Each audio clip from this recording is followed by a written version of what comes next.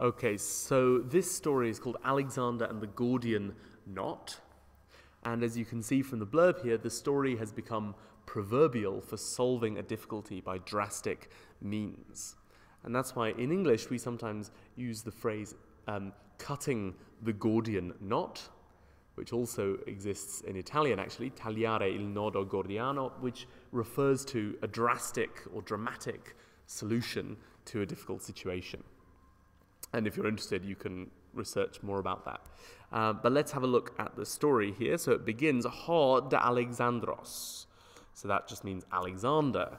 If you have a de at the beginning of a story, you don't have to translate it really. So Alexander, eis elthen, that means it's an irregular aorist, eis elthen, it means came in.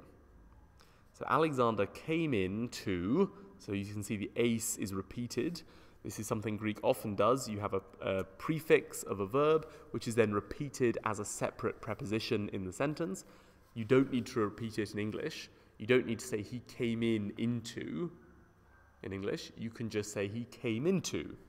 So Alexander came into topon tina, a certain place. So remember, tis with an accent on the I means who, but tis without the accent means a certain. So Alexander, and it comes after the noun. So Alexander came into a certain place. Now, onomati just means called. Called. It's technically the dative of the word onoma, meaning a name. So you could say called or by name. It's like the word nomine in Latin. So Alexander came into a certain place called Gordium, or in Greek, Gordion. Okay? So he came into a certain place called Gordion. The place, hotopos, onoma eke, has a name, or has its name, apo anthropou tinos, from a certain man, apo anthropou tinos, ton palai. That literally means of the ones long ago. Right? It has its name from a certain man of the ones long ago. In better English, we might say it has its name from a certain man of old, or a certain man of old times, or something like that. Gar, that means for. So Hogar Gordios, for Gordius, penes en. That means he was a penes, a poor man. For Gordius was a poor man.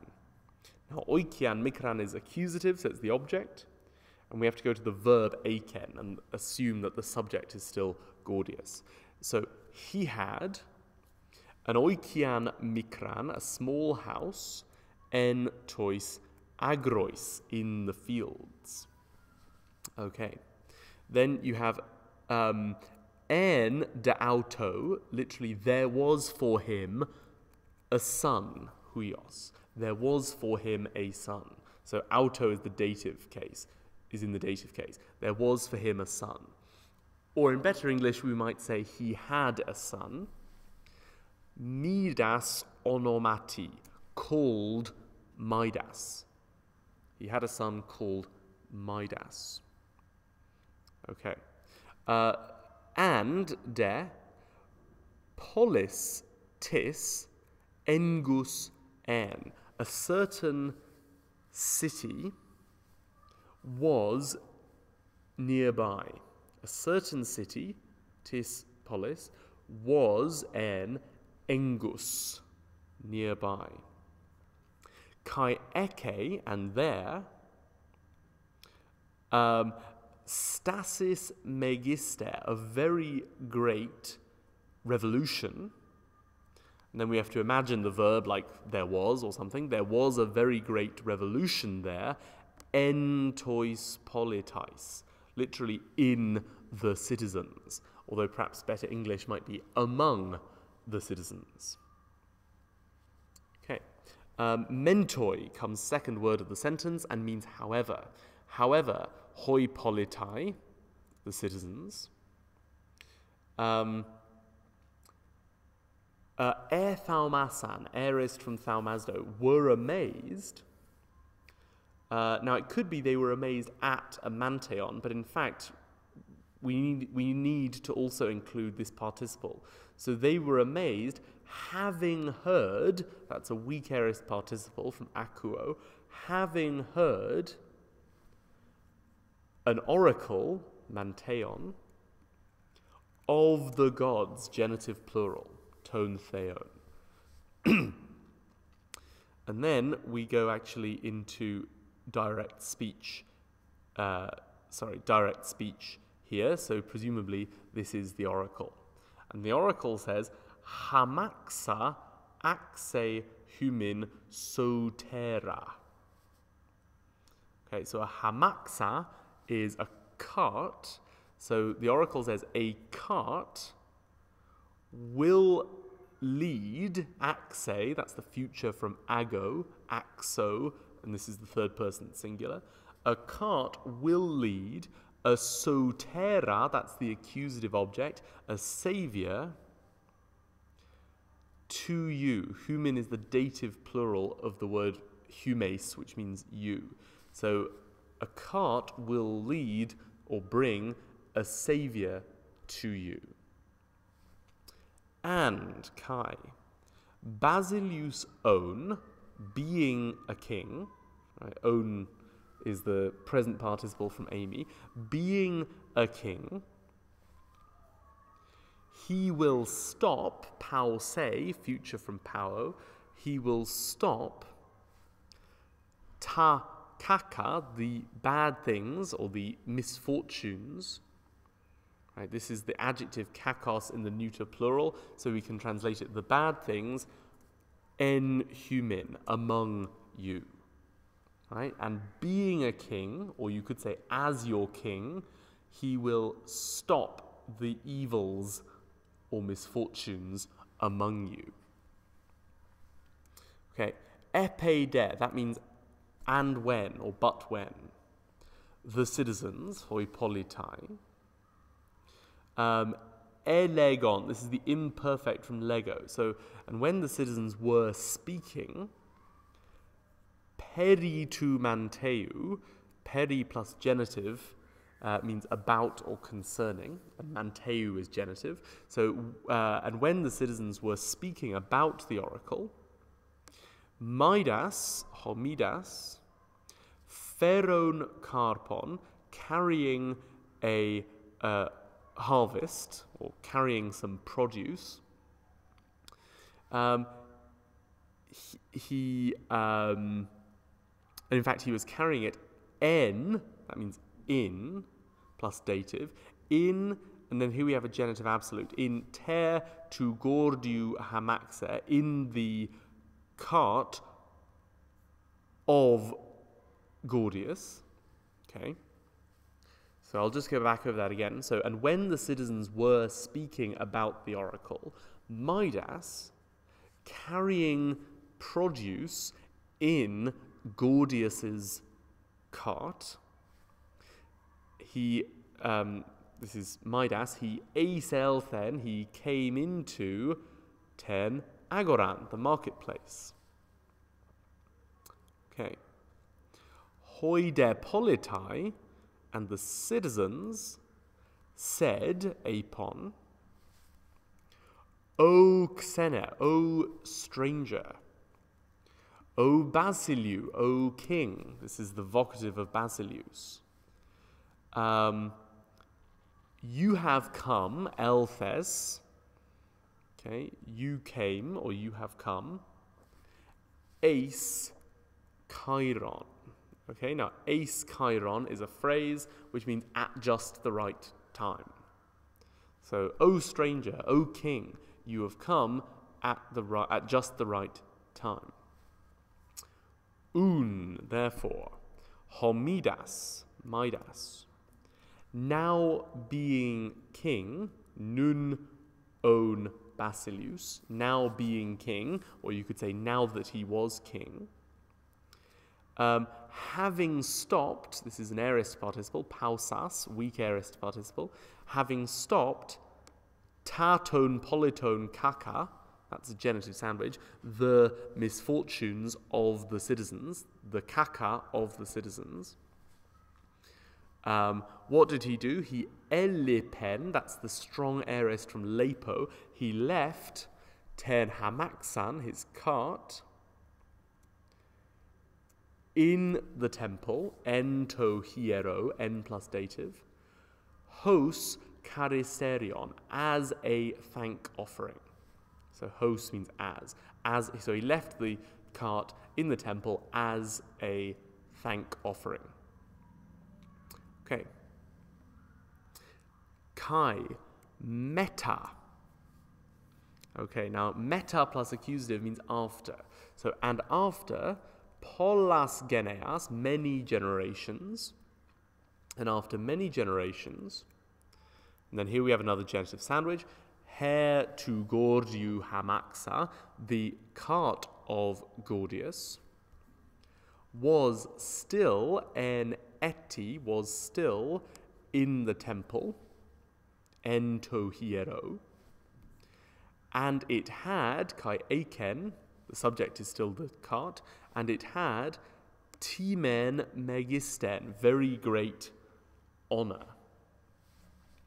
Okay, now in this next sentence you have the word men, and remember men signals the start of a contrast. So the thing that comes with men is the first half of the contrast, and the thing that comes with de is the second half. So, gar proton, for at first. Palaya en, it was ancient, right? Palaya is feminine because it's still referring back to the hamaxa, the cart. So at first, it was ancient, and Midas, came in or entered in it, en auter, as king, hos Basilius. So, at first, it was ancient, and Midas had entered in it as king. So that was why they revered it, why they respected it. But then, epeitade,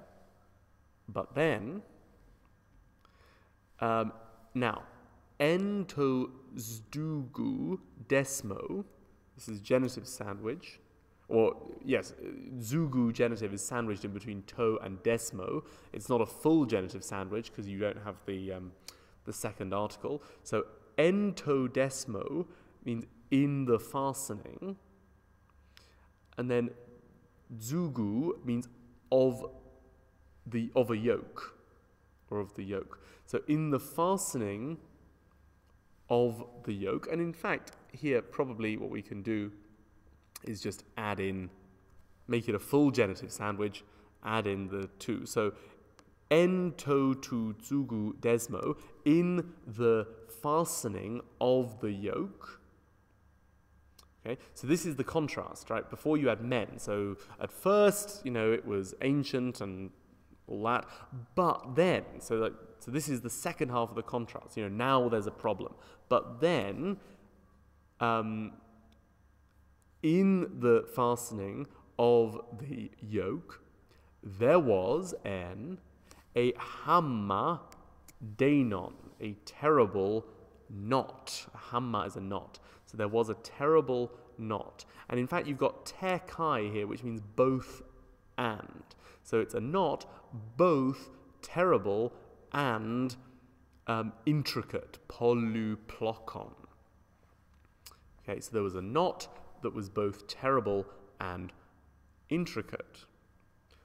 With the result that, hoste, and the E is cut off because of the next word beginning with a vowel, with the result that no one, okay, oudes, that no one, hoiosten, was able to loosen it, or to untie it, luein. Okay, and kai. A certain word or a certain story, logos tis, was en tois politais, among the citizens. Or you could say, and there was a certain word or story or saying among the citizens. And now we go into direct speech, so we're going to learn what the saying is. And the saying is this. Ha. Now, ha here is going with the participle lusas. So literally, the man having untied the knot, tohama, the man having untied the knot will be estai, Basilius, king, tes Asias, of Asia, genitive case. So the man having untied the knot will be king of Asia. Or in better English, you could say something like whoever unties the knot. That's the idea. Literally, the one having untied the knot will be king of Asia. Therefore, ho Alexandros, Alexander, having heard akousas, having heard the saying, ton logon, or having heard the story. So akousas is a weak aorist participle. It's masculine nominative singular, agreeing with Alexander. So Alexander, having heard the story, came into, or went into, eis the temple, to hieron. Okay. And there. Now, ten hamaxan is accusative, so we need to find our subject. And in fact, our subject is just contained within the verb. It's referring back to Alexander. And he saw Aden, the cart, ten hamaxan, and the knot, kai to hamma, and the knot. And kai.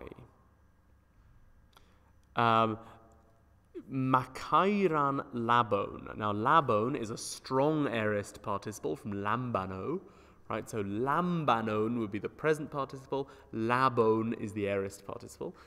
So having taken a makairan, a small sword, he elusen to hama. He untied or loosened the knot.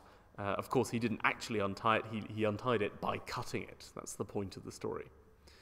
Apater en. It was cheating. Apater en. It was cheating, but magnificent. Alla megaloprepes. Right? So the point of the story is, Alexander faced a big problem.